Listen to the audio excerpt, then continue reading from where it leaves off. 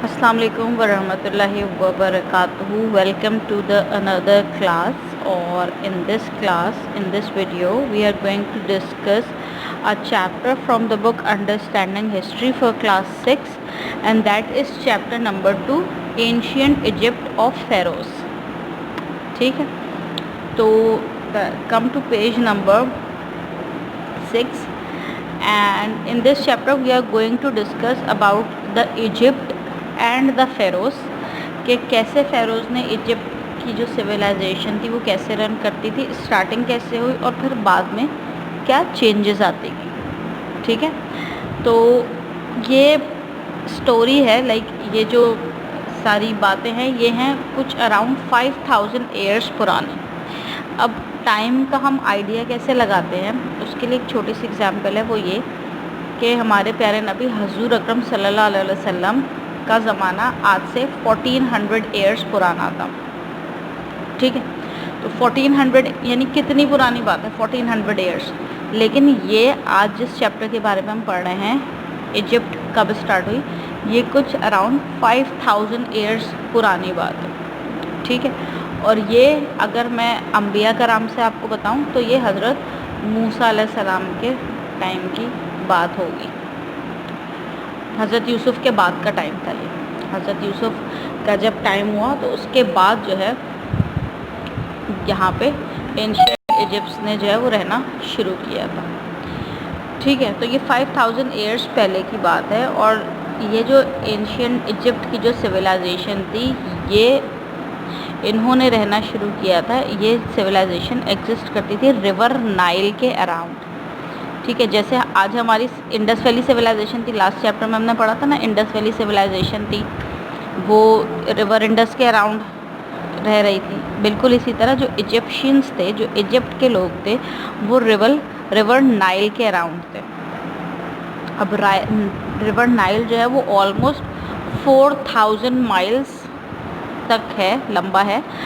और ये जो है वो बहुत सारे एरियाज़ को कवर करता है. It covers a large area, जिसमें से हैं लेक टंगनयिका, ये है साउथ ईस्ट अफ्रीका में. और यहाँ से आगे चलते चलते चलते then it runs towards south to north through Tanzania. यानी जो एरियाज़ ये कवर करता है साउथ से नॉर्थ की तरफ वो है तंजानिया, युगांडा, सूडान.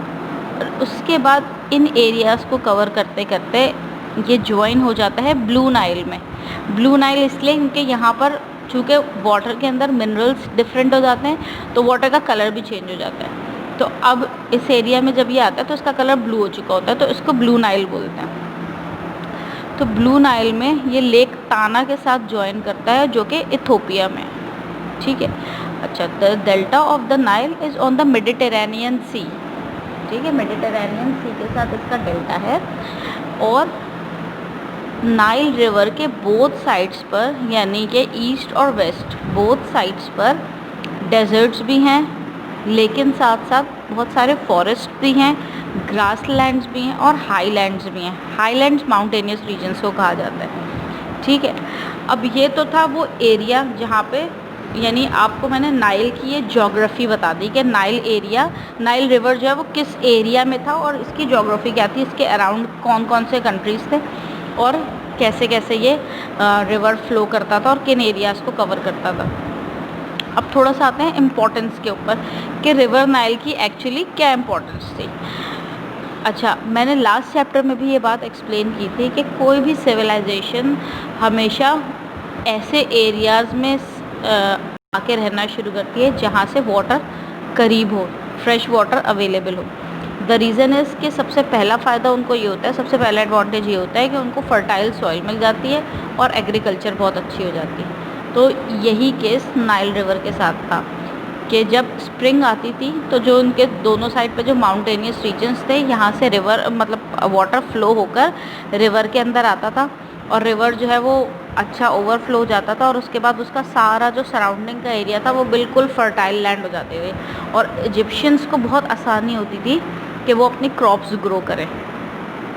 इसके अलावा सिर्फ क्रॉप्स ग्रो करने में आसानी नहीं थी, उनको ड्रिंकिंग के लिए भी वाटर मिल रहा था, वहाँ से बेदिंग के लिए भी वाटर मिल रहा था. जो भी उनके डोमेस्टिक यूजेस थे उसके लिए उनको ईज़िली वाटर अवेलेबल हो जाता था.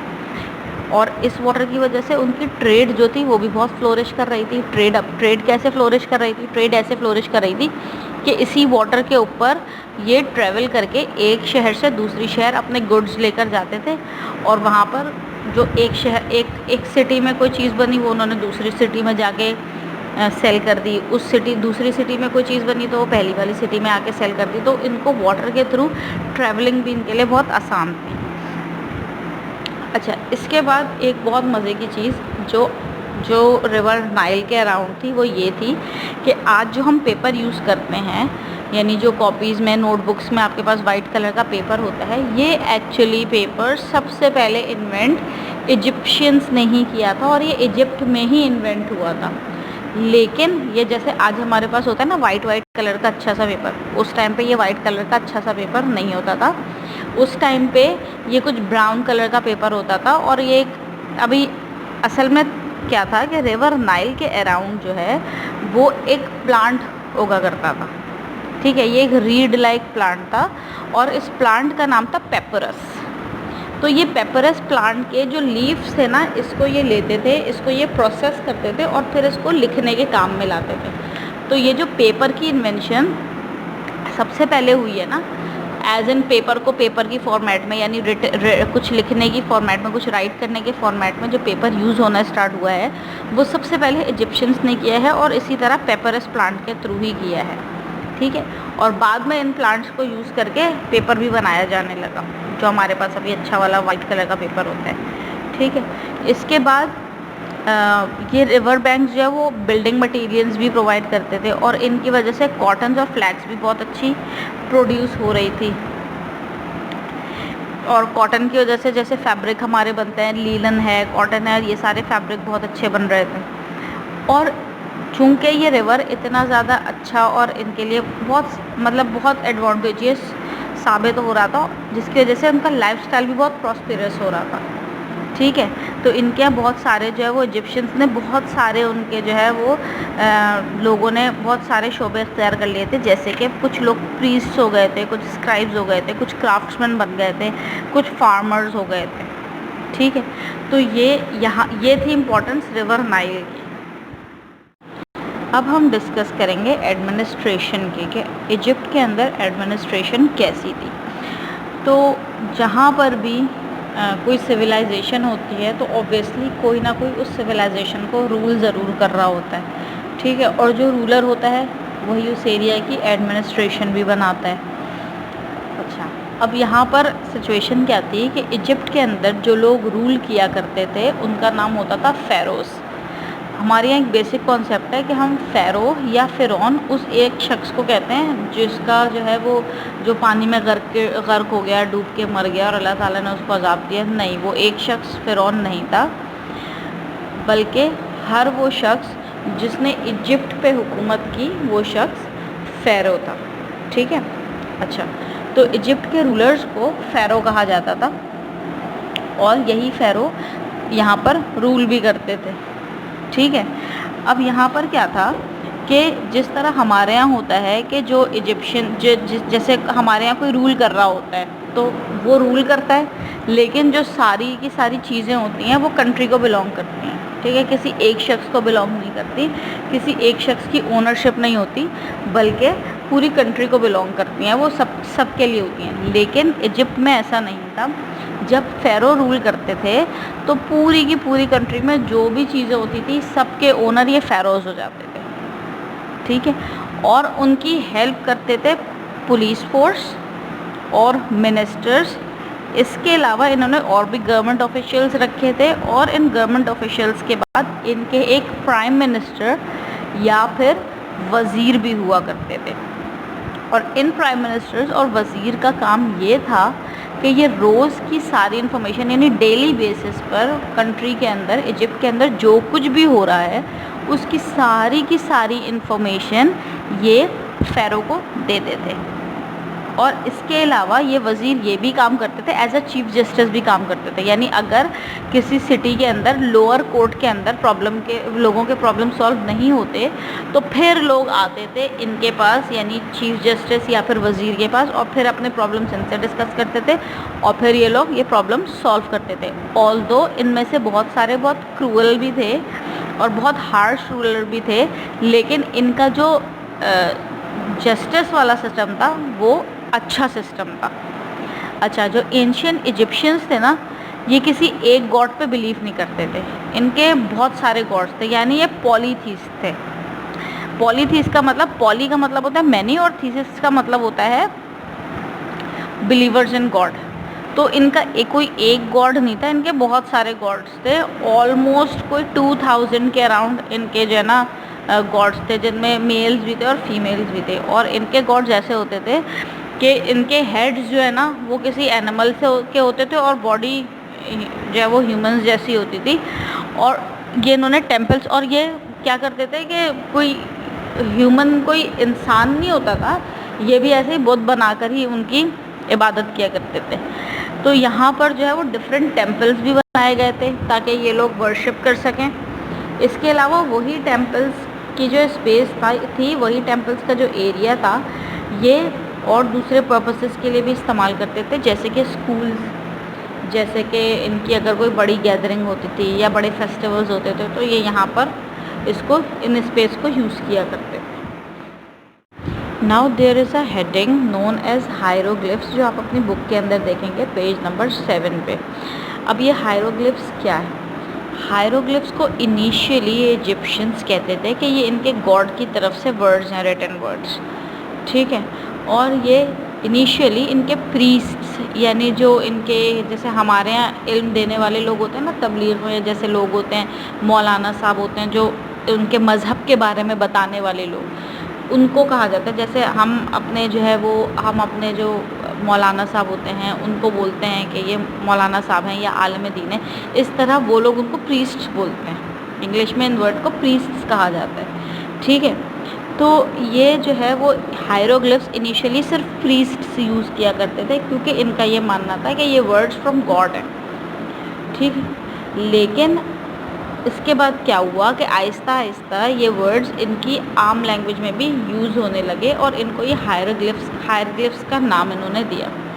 अच्छा, हायरोग्लिफ्स को रो और कॉलम की फॉर्म में लिखा जाता है और इसको लेफ़्ट से राइट भी पढ़ा जाता है और राइट से लेफ़्ट भी पढ़ा जाता है। लेकिन ये कैसे पता चलेगा कि लेफ़्ट से राइट पढ़ना है या राइट से लेफ़्ट पढ़ना है? अब ये तो मुश्किल बात हो गई, लेकिन इसका भी सॉल्यूशन है। इसका सॉल्यूशन ये था कि जिस भी साइड पर, क्योंकि इनका जहाँ से भी हायरोग्लिफ्स स्टार्ट होता था ना, जहाँ पर रिटन फॉर्मेट स्टार्ट होता, वहाँ पर कोई ना कोई एनिमल की जो फेस था वो ज़रूर बना होता था। तो जिस तरफ भी एनिमल का फेस होता था ना, जिस तरफ भी वो बिलोंग कर रहा होता था, वही लाइन की बिगनिंग होती थी, उधर ही से पढ़ना शुरू करते थे वो। यानी जिधर भी एनिमल का फेस रुख कर रहा होता था वही लाइन की बिगनिंग होती थी, वो वहीं से पढ़ना शुरू करते थे।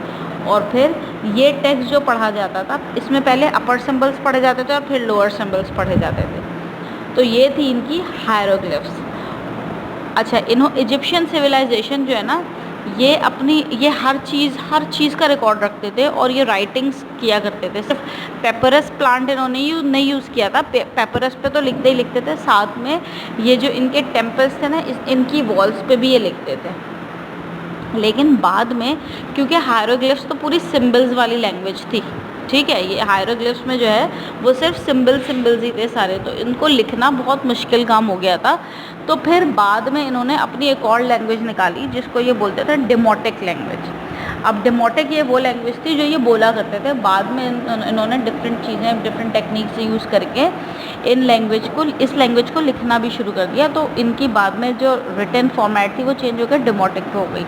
अच्छा, डेमोटिक को आर्कियोलॉजिस्ट के लिए पढ़ना आसान था, लेकिन हायरोग्लिफ्स पढ़ना बहुत मुश्किल था। तो हायरोग्लिफ्स कैसे पढ़ना स्टार्ट किया इन्होंने, ये अभी रिसेंटली 200 ईयर्स पहले, वैसे तो 200 ईयर्स रिसेंटली नहीं होता, ये भी बहुत लंबा टाइम है, लेकिन अगर हम हिस्ट्री में जाएं तो ये 200 ईयर्स इतना लंबा टाइम नहीं, क्योंकि हिस्ट्री तो ये तो जैसे इजिप्शियंस है तो 5000 ईयर्स पुरानी स्टोरी है। तो अभी रिसेंटली 200 ईयर्स पहले एक रोसेटा स्टोन मिला हिस्टोरियंस को, तो उस पे जो सारा कुछ लिखा हुआ था, जब इन्होंने इसको डेसिफर किया तो फिर इनको हायरोग्लिफ्स भी समझ आने लगी। और उस स्टोन पे जो स्टोरी लिखी थी ना इनकी ग्रीक गॉड्स की, वो ग्रीक में भी लिखी थी, डेमोटिक में भी लिखी थी, हायरोग्लिफ्स में भी लिखी थी। तो इनके लिए आसानी हो गई हिस्टोरियंस के लिए कि ये ईजिली जो है वो डेसिफर कर लें हायरोग्लिफ्स को, वरना इससे पहले ये बहुत मुश्किल था कि हायरोग्लिफ्स को डेसिफर किया जाता। अच्छा, इसके बाद ये लिखने के लिए पेपर तो मतलब पेपरस प्लांट तो यूज़ करते थे। अच्छा, पेपरस प्लांट से ये पेपर एक्चुअली निकलता कैसे था, ये भी थोड़ा मुश्किल है ना कि पेपरस प्लांट ये तो पत्ते हैं, तो इनमें से कैसे निकलेगा। तो ये क्या करते थे कि ये इसका जो इनर पार्ट था ना इस प्लांट का, इसमें से एक पिथ निकालते थे, ठीक है, इसको ये बोलते थे पिथ, और उसको निकालते थे और फिर इसको जो है वो रख करके इसके और इसको थोड़ा टाइम देते थे ताकि ये सूख जाए। ठीक है, जब ये ड्राई हो जाता था तो फिर ये 2 लेयर्स को एक साथ ग्लू कर देते थे, तो एक थिक पेपर टाइप मटेरियल बनता था फिर। अच्छा, इस वक्त तक तो यानी 3000 BCE तक जो है वो ये पेपरस प्लांट यूज़ करते रहे, लेकिन इसके बाद थोड़े अरसे के बाद जो ओरिजिनल पेपर की जो असल फॉर्मेट है जो अभी हम देखते हैं ना, वाइट कलर का अच्छा सा बना हुआ पतले पतले पेपर्स, इजीली हम उस पर लिखते हैं, ये सबसे पहले अरब्स ने प्रोड्यूस किया था। इससे पहले पेपरस ही चलता था, लेकिन अब ये वाला जो है ना, जैसे हम अभी पेपर फॉर्मेट में यूज़ करते हैं, ये अरब्स ने इन्वेंट किया था पेपर, सबसे पहले अरब्स ने बनाया था। अच्छा, पेपरस प्लांट वाला जो पेपर था ना वो बहुत एक्सपेंसिव पड़ता था, क्योंकि ज़ाहिर है कि इतने कम पेपरस प्लांट होते थे, वो सिर्फ एक पर्टिकुलर जगह पे ही निकलते थे, फिर उसको यूज़ किया जाता था। लेकिन ये जो पेपर हम यूज़ करते हैं ये बहुत इनएक्सपेंसिव था, तो लोग इसको ज़्यादा यूज़ करना शुरू हो गए।